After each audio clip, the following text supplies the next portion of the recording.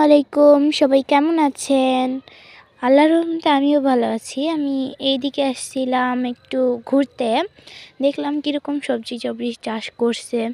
দেখলাম বাঁধাকপি অনেক সুন্দর, সুন্দর বাঁধাকপি চাষ করছে, মানে বড়, বড় হইছে। তারপরে এই পাশে টমেটো, ওই পাশে সরষে লাগাইছে। ওই দিককার পাশে সরষা লাগাইছে আর এই পাশে টমেটো লাগাইছে। টমেটো, সরষা এরকম আমাদের গ্রামে হয়ে থাকে সবসময়, কারণ আমি বাসা থেকে অতটাও বের হতে পারি না। এই কারণেই এগুলো আপনাদের দেখাতে পারি না। আজকে আসছিলাম একটু ঘুরতে, ওই কারণে আপনাদের দেখালাম বাঁধাকপি। এখন তুলে নিয়ে যাচ্ছে, কারণ সকালবেলা অনেক কুয়াশা থাকে, ওই কারণে তুলে নিয়ে যেতে পারে না।